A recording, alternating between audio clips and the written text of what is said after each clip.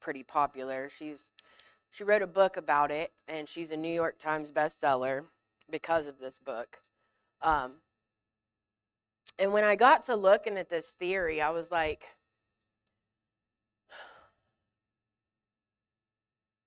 let them. So it says the let them theory is a mindset that's rooted in detachment, surrender, and grace. Letting people act as they choose without trying to control or correct them, while maintaining personal peace and boundaries. Jesus modeled this principle throughout his ministry, often choosing compassion over control, silence over defense, release over resistance. So when I got to researching this theory, and I researched the Mel Robbins version of this theory, if you're a reader, you could read the book, but we'll say we check people by their fruit. Mel Robbins, probably not the best fruit, okay? She's very mouthy, you know. So when I looked into this theory, and, you know, God said, I want you to do it on this. And I looked into this theory, and the first thing that I thought was, I'm going to smash this theory. Like, I'm just going to mash it, because this can't be godly. How do we just let them? How do we just let people live in their sin? Like, that's not. And then God said, well, I feel like you have a bit of a control issue, Jennifer. Which God devastated me getting this sermon together, and we'll go into that later. So I have been going over like the story of Jesus' life, okay? And I don't know if you guys have like watched The Chosen, things like that. If you haven't, please do. It's a great show. But I've been studying on Jesus' life for quite some time now, for a few years, because you have to know somebody to be in a relationship with them, right? So I've been studying his life, and this let them played right into it, because what I really learned is that Jesus was a boss with boundaries, like an absolute boss at it. And I've learned that, you know, in my line of work and everything, that boundaries is very, very important. Like when you start feeling irritable in your life, or very discontent, or you just, you know, you're probably trying to control something you're not supposed to control, or you have a serious lack of boundaries somewhere. And so going over this, and I'm like, Jesus is a boss at boundaries. Like, if I want to teach, you know, these other women, or even myself, how to set boundaries, really, we should be looking at Jesus' life. So we're going to go over a lot of scripture. So if you're a note taker, get ready. So the first one is John 6, 66 through 68. And I go the NLT version, so it might be a little different. But so at this point, many of his disciples turned away and deserted him. Then Jesus turned to the 12 and asked, "Are you also going to leave?"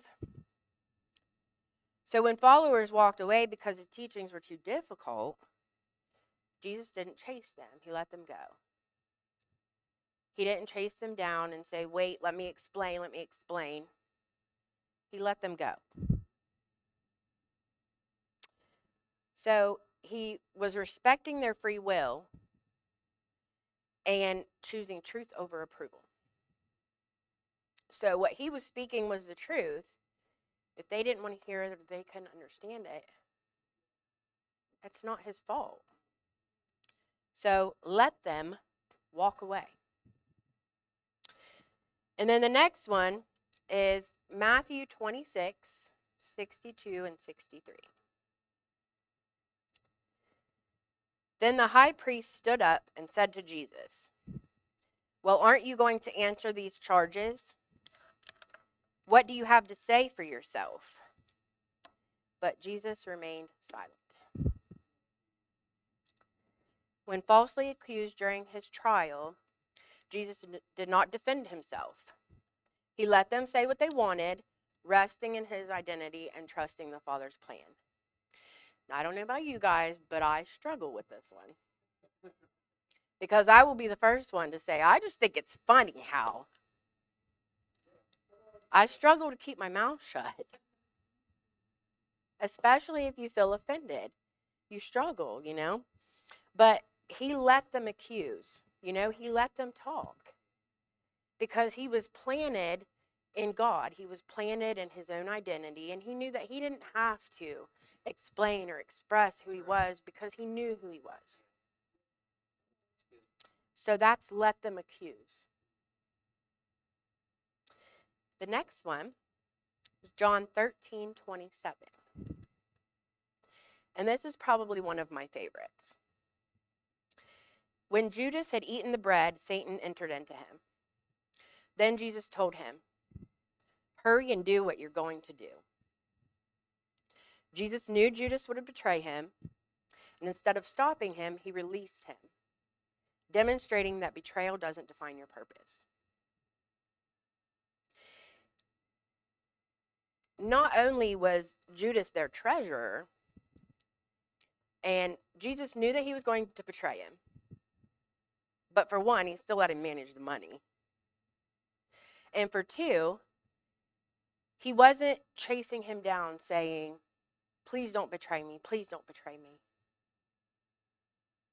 He wasn't saying, "Well, they're offering you 30, I'll give you 40. He let Judas betray him because he knew that it was part of God's plan. He knew that the betrayal had to happen for the crucifixion to come. So he let him. Some of us have people even in our circles today that they're hypocritical, or that they talk about you, or they gossip, or let them. So the next one is Luke 23:35 through 37.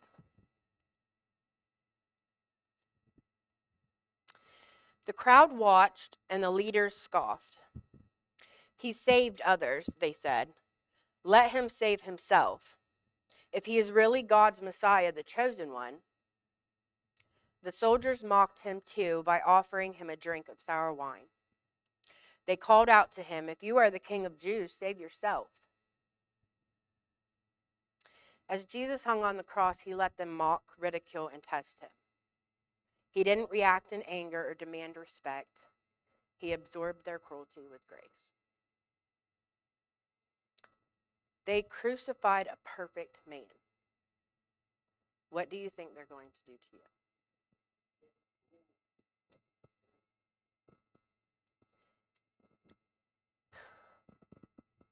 The next one is Luke 23 through 34. Jesus said, "Father, forgive them, for they know not what they are doing." Even as he was being nailed to the cross, Jesus chose forgiveness over revenge. He let them crucify him, knowing it fulfilled God's redemptive plan. It was God's plan. It was God's will. He knew that stuff had to happen. But he also knew whose side he was on. He knew that everybody has their judgment day. So when it all boils down, let them crucify. The next one is Matthew 21:23 through 27. "But what authority are you doing all these things?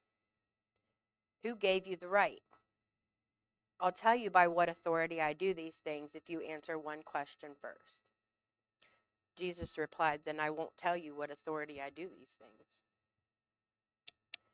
When religious leaders tried to trap him with manipulative questions, Jesus did not engage in their games.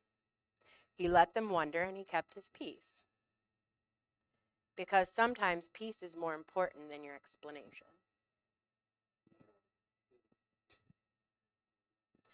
So sometimes we just let them question.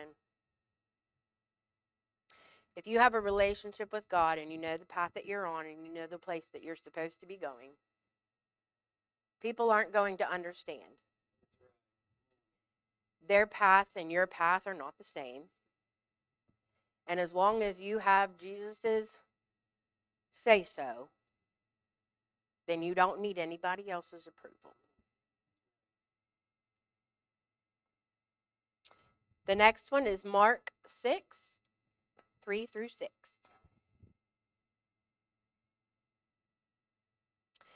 They scoffed. He's just a carpenter, the son of Mary. They were deeply offended and refused to believe in him, and he was amazed at their unbelief. In his own hometown, Jesus was rejected. Instead of proving himself or forcing belief, he let them doubt, and he moved on. Can you imagine being rejected in your own hometown? We build monuments and put up signs for local celebrities. I couldn't imagine being rejected in my hometown. I was at one point, but for different reasons. But now, who I am today, I couldn't imagine being rejected. Like, I'm not causing any problems, Jesus wasn't causing any problems. They just didn't like him. Sometimes people are not going to like you. So we're going to let them reject. The next one is Luke 18, 22 through 23. When Jesus heard his answer, he said, "There is still one thing you haven't done. Sell all your possessions and give the money to the poor." But when the man heard this, he became very sad, for he was very rich. So this man had done everything else. Don't steal, don't lie, But he didn't want to give up all his money. Jesus did not beg the rich young ruler to stay or compromise truth to keep him close. He let him walk away, honoring the man's agency. In other words, you can lead a horse to water, but you can't make it drink. You can tell them exactly what needs done, but whether they choose to do it or not, that's them. But we cannot compromise the truth. I know even in my circle, I have friends that are living in sexual immorality and sin and, And I will not compromise the truth for them. But I'll still love them. Because that's what Jesus would do. So we let them choose.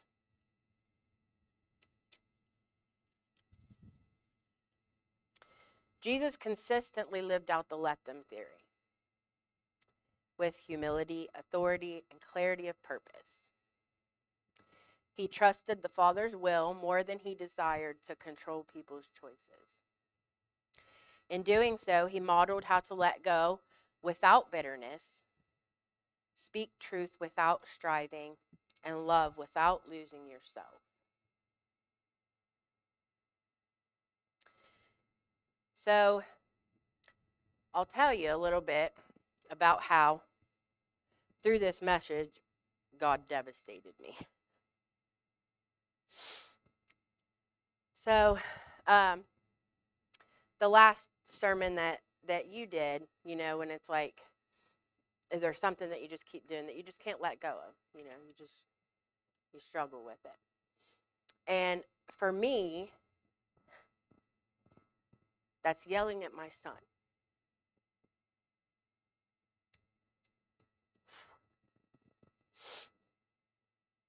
I struggle with it because in my mind, it's for heaven's sakes, I've told you 6,000 times, why can't you just do what I say to do? Or why haven't you learned yet? You do the same thing over and over again. get the same result? Why can't you just learn first time? And so I had been praying about that for a very long time. And then you did that sermon, and I started digging into it. I'm like, why am I doing this? Because I could see on his face that he was beginning to feel like he can just never do anything right. And that was because of me. Every time he would turn around, Darren, I've told you, pick up your stuff. Darren, I've told you, do this, do that. And I can tell him till I'm blue in the face. But guess what? He's still going to forget.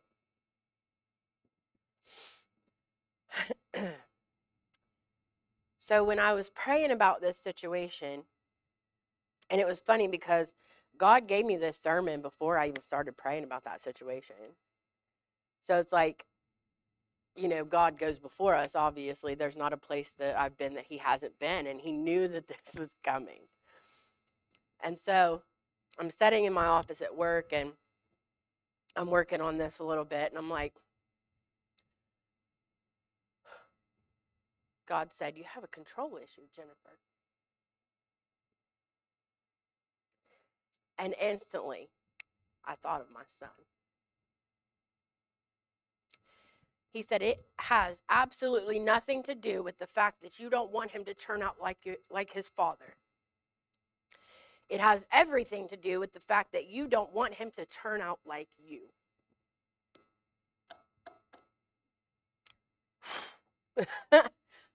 Talk about devastation. And it's the truth. Most of you have heard my testimony. Nobody ever wants their child to go through that. So in the root of it all, my control issue is fear-driven. I am afraid that my son is going to turn out like me, or the way that I was. And through that, I've added to the possibility of him turning out like me because of the control. And God said, how many times have I told you, give him to me. Let him. If he wants to go to bed and leave his Mountain Dew can sitting right there, how hard is it to say, Darren, go throw your can away? Instead of, how many times have I told you to put this can in the trash? He said, it's not about what you're telling him to do. It's how you're telling him to do it. And we do that a lot as Christians when we're trying to lead people to Jesus.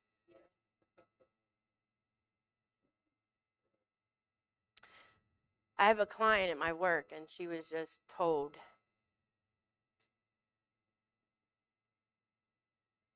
the other day that she was not welcomed in a certain church because of her lifestyle. Yeah. Sometimes it's not what we say, it's how we say it. I don't know anybody, including myself, that is perfect. Only Jesus was that. And when we are out trying to pull people in, we have to be like Jesus, and we have to love first. We love first. And then, if we pull and we pull, and they just refuse, that's when we let them.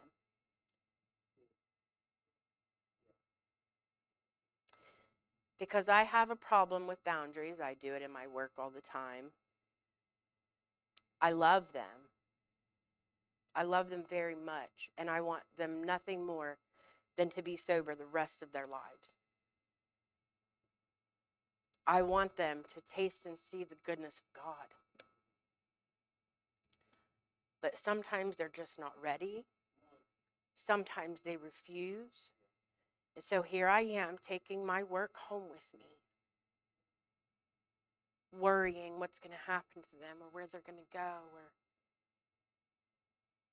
And that's where the boundary come in. And Jesus is a boss with the boundaries. Just let them. It's not up to us to see every move they make in their entire life. It's up to us to plant the seed. Jesus is the one that's going to make it grow. And if we are controlling and on top of them all the time, it doesn't give any room for Jesus to work.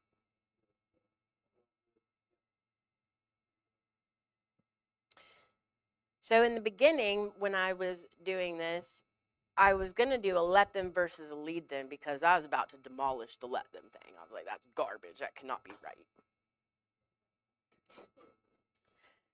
And that's when God said, you have a control issue, Jennifer.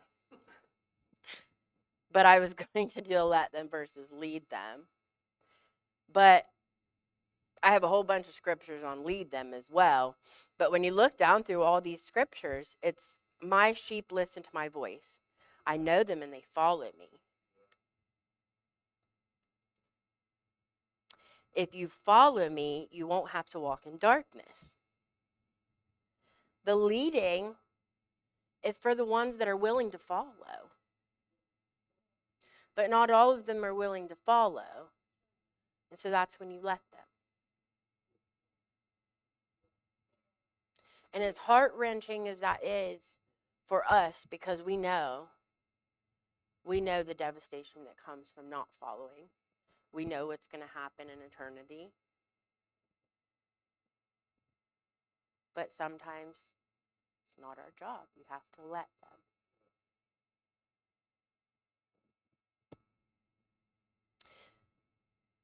So, I want to leave you guys with this. Sometimes we give the enemy way too much credit. Sometimes it's not that the enemy is attacking you. Sometimes it's the fact that you lack boundaries.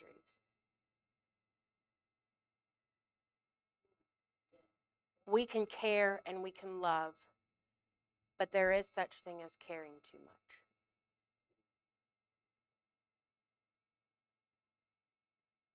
If they're not going to follow and they're not willing to follow, let them.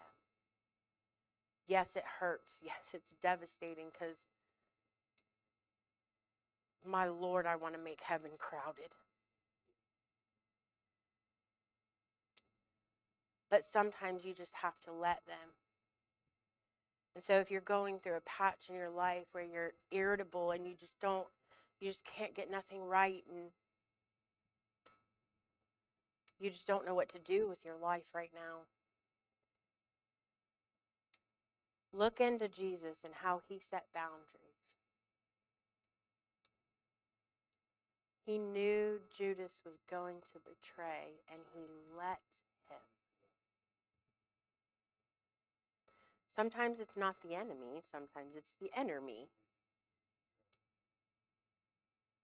Sometimes you just need some boundaries. It's not on us to carry. And I think a lot of us spend a lot of our lives carrying way too much.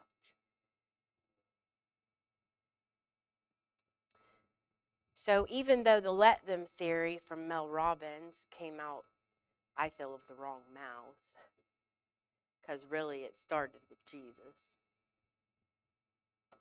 there's some truth to it. So let them. That's all I have.